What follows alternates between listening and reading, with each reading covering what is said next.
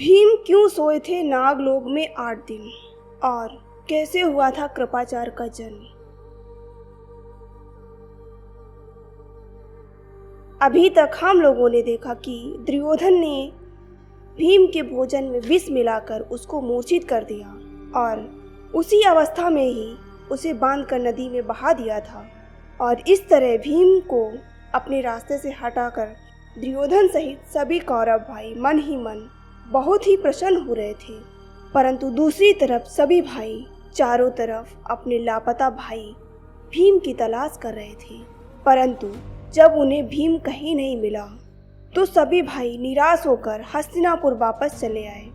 लेकिन उस समय युधिष्ठिर यही सोच रहे थे कि भीम अवश्य ही बिना बताए हस्तिनापुर वापस चले आए होंगे।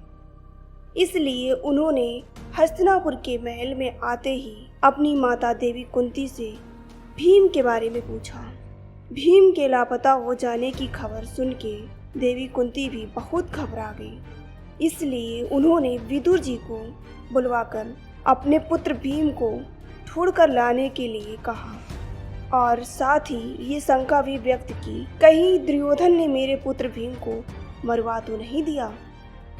उधर नागलोक में महाबली भीम कुंडों का रस पीकर 8 दिन तक उसे पचाने के लिए सोते रहे थे और इधर हस्तिनापुर में देवी कुंती सहित चारों पांडव भाई भीम के नाम मिल पाने से बड़े ही चिंतित हो रहे थे।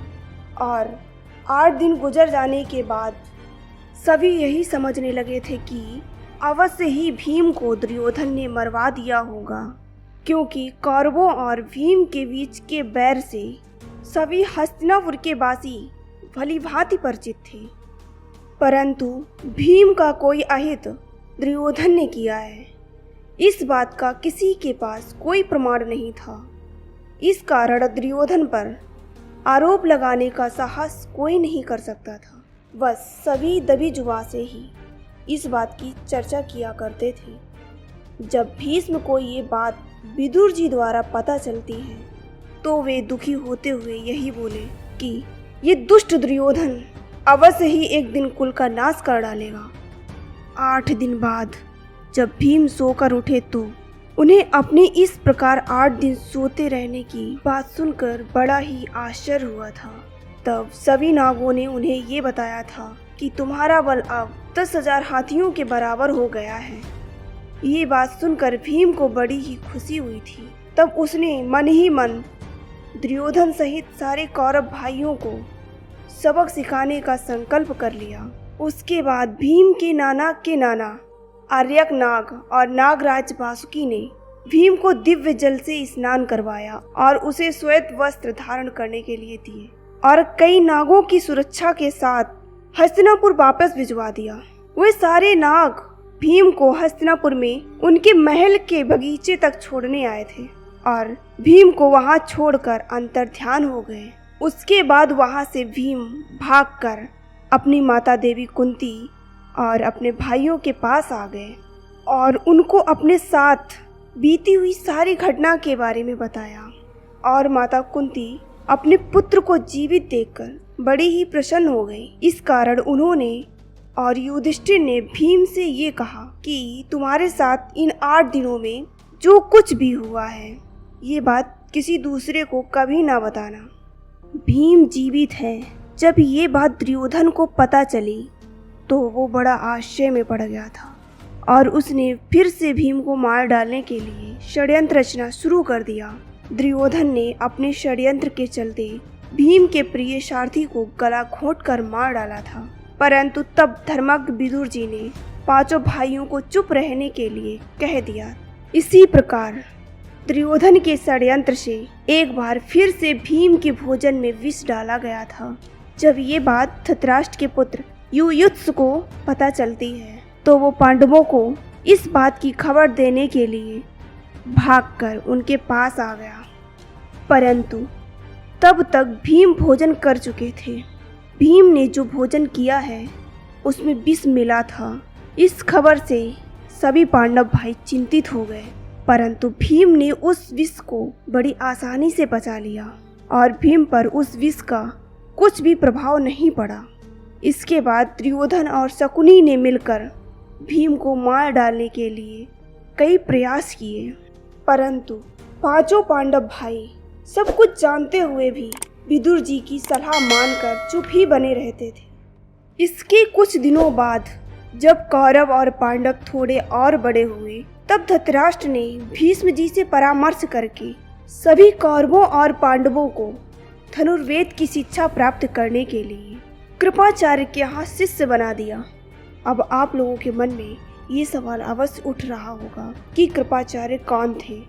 कृपाचार्य महर्षि शरद्वान के पुत्र थे और ऋषि शरद्वान महर्षि गौतम के पुत्र थे।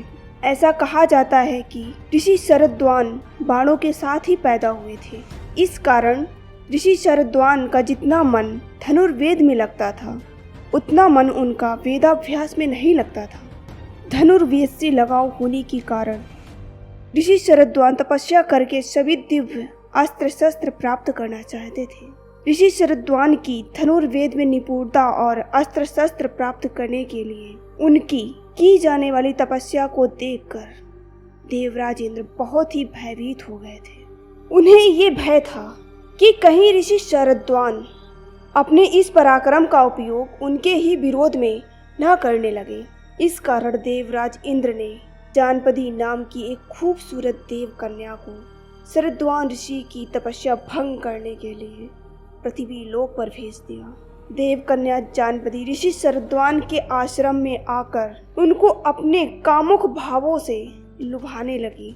जानपदी के उन कामुक हाव भाव को देखकर ऋषि शरद्वान के शरीर में भी कपकपी आने लगी थी। इसलिए उसकी कामुक अवस्था को देखकर उनके धनुष बाण उनके हाथों से गिर गए थे, परंतु तपस्वी ने बहुत जल्द ही अपनी उन दुर्भावनाओं पर नियंत्रण कर लिया। लेकिन ऋषि शरद्वान के मन में काम विकार तो उत्पन्न हो ही चुका था। इस कारण अनजाने में ही ऋषि शरद्वान का शुक्रपात हो गया था। ऋषि शरद्वान का वह वीर सरकंडों पर जा गिरा था। इसलिए वो वीर सरकंडे से कटकर दो भागों में विभक्त हो गया था, जिससे उस वीर के उन दोनों भागों से एक पुत्र और एक पुत्री की उत्पत्ति हुई थी। और ऋषि शरद्वान तो उसी समय ही देव कन्या जानपदी के कारण अपने उस आश्रम को छोड़कर चले गए थे। और ऋषि शरद्वान के जाने के बाद देव कन्या जानपदी भी अपने देवलोक चली गई थी। इस कारण ऋषि शरद्वान के वीर से उत्पन्न हुए उनके पुत्र और पुत्री वहीं पर पड़े रहे थे। परंतु तभी उस जंगल में राजा शांतनु अपने दल बल के साथ शिकार खेलते हुए वहां से गुजर रहे थे। तभी राजा शांतनु के एक सेवक की नजर उन शिशुओं पर पड़ गई, तो उस सेवक ने उन शिशुओं की खबर राजा शांतनु को आकर दी। तब राजा शांतनु ने कृपावश उन शिशुओं को उठाकर अपने साथ हस्तिनापुर ले आए थे। राजा शांतनु अपने ही संरक्षण में उन दोनों शिशुओं का उचित प्रकार से पालन पोषण करवाने लगे थे। उन दोनों शिशुओं में से बालक का नाम कृप रखा गया और बालिका का नाम कृपी रखा गया था। कुछ दिनों बाद ऋषि शरद्वान को अपने तपोबल से अपने पुत्र और पुत्री के बारे में पता चल गया था, तो वे राजा शांतनु के पास आए थे और उन्हें पूरी बात बताकर वे अपने पुत्र कृप को साथ ले गए थे और फिर कृप को चारों प्रकार से धनुर्वेदों और विधि शास्त्रों और उनके रहस्यों की शिक्षा दी थी।